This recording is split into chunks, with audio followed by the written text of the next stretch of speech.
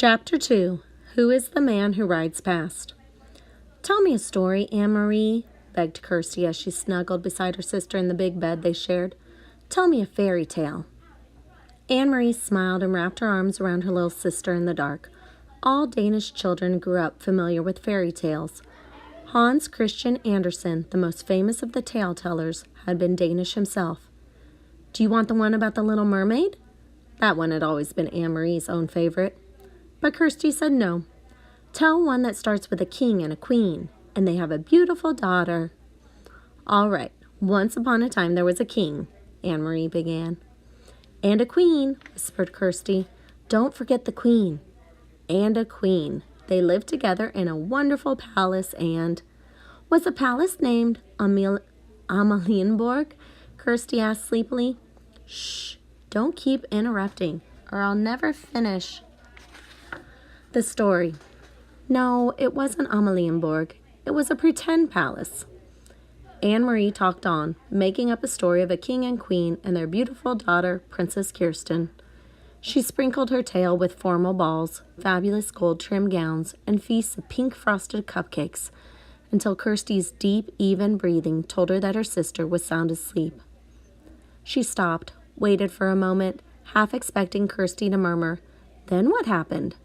But Kirsty was still.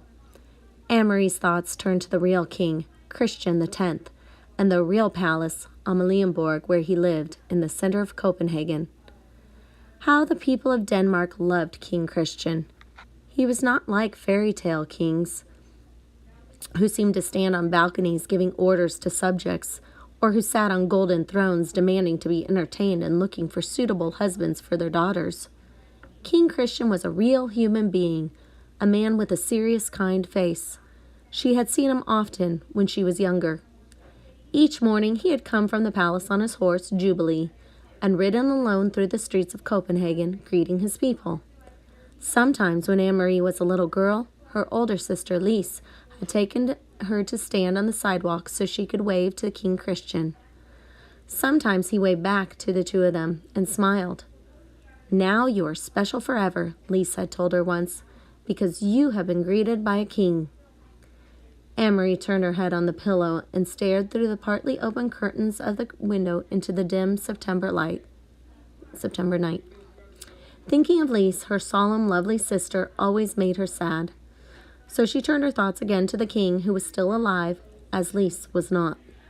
She remembered a story that Papa had told her, shortly after the war began, shortly after Denmark had surrendered and the soldiers had moved in overnight to take their places on the corners. One evening, Papa had told her that earlier he was on an errand near his office, standing on the corner waiting to cross the street, when King Christian came by on his morning ride. One of the German soldiers had turned suddenly and asked a question of a teenage boy nearby. "Who is that man who rides past here every morning on his horse?" the German soldier had asked. Papa said he had smiled to himself, amused that the German soldier did not know. He listened while the boy answered. "He is our king," the boy told the soldier. "He is the king of Denmark." "Where is his bodyguard?" the soldier had asked. "And do you know what the boy said?" Papa had asked Anne-Marie. She was sitting on his lap. She was little then, only 7 years old. She shook her head, waiting to hear the answer. The boy looked right at the soldier, and he said, "All of Denmark is his bodyguard." Anne-Marie had shivered. It sounded like a very brave answer. "Is it true, Papa?" she asked. What the boy said? Papa thought for a moment. He always considered questions very carefully before he answered them.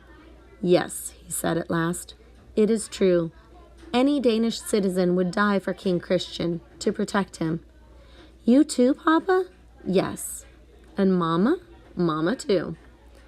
Anne-Marie shivered again. "Then I would too, Papa, if I had to." They sat silently for a moment. From across the room, Mama watched them, Anne-Marie and Papa, and she smiled. Mama had been crocheting that evening 3 years ago, the lacy edging of a pillowcase, part of Lisa's trousseau. Her fingers moved rapidly, turning the thin white thread into an intricate, narrow border. Lise was a grown-up girl of 18 then, about to be married to Peter Nielsen. When Lise and Peter were married, Mama said, Anne-Marie and Kirsty would have a brother for the very first time. "Papa," Anne-Marie had said, finally into the silence, "sometimes I wonder why the king wasn't able to protect us. Why didn't he fight the Nazis so they wouldn't come into Denmark with their guns?" Papa sighed.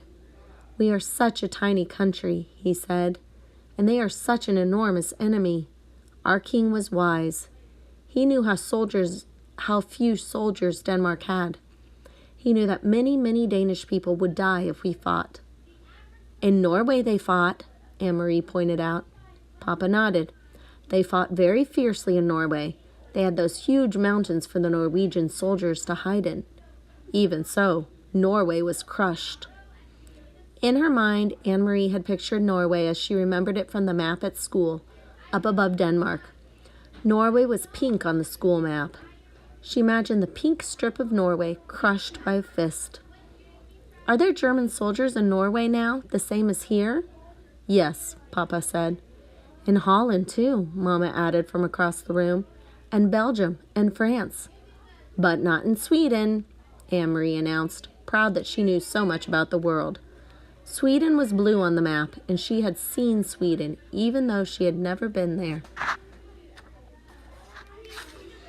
Standing behind Uncle Henrik's house north of Copenhagen, she had looked across the water, the part of the North Sea that was called the Kattegat, to the land on the other side. "That is Sweden you are seeing," Uncle Henrik had told her. "You are looking across to another country." "That's true," Papa had said. "Sweden is still free." And now, 3 years later, it was still true. But much else had changed. King Christian was getting old, and he had been badly injured last year in a fall from his horse, faithful old Jubilee, who had carried him around Copenhagen so many mornings. For days they thought he would die, and all of Denmark had mourned. But he hadn't. King Christian X was still alive. It was Lise who was not. It was her tall, beautiful sister who had died in an accident 2 weeks before her wedding. In the blue carved trunk in the corner of this bedroom, Anne-Marie could see its shape even in the dark, were folded Lisa's pillowcases with their crocheted edges, her wedding dress with its hand-embroidered neckline, unworn, and the yellow dress that she had worn and danced in with its full skirt flying at the party celebrating her engagement to Peter. Mama and Papa never spoke of Lise. They never opened the trunk. But Anne-Marie did from time to time when she was alone in the apartment. Alone, she touched Lisa's things gently, remembering her quiet, soft-spoken sister who had looked forward to marriage and children of her own. Red-headed Peter, her sister's fiancé, had not married anyone in the years since Lisa's death. He had changed a great deal. Once he had been like a fun-loving older brother to Anne-Marie and Kirsty, teasing and tickling, always a source of foolishness and pranks. Now he still stopped by the apartment often, and his greetings to the girls were warm and smiling, but he was usually in a hurry, talking quickly to Mama and Papa about things Anne-Marie didn't understand. He no longer sang the nonsense songs that had once made Anne-Marie and Kirsty shriek with laughter, and he never lingered any more. Papa had changed too. He seemed much older and very tired, defeated. The whole world had changed. Only the fairy tales remained the same. "And they live happily ever after," Anne-Marie recited, whispering into the dark, completing the tale for her sister, who slept beside her, one thumb in her mouth.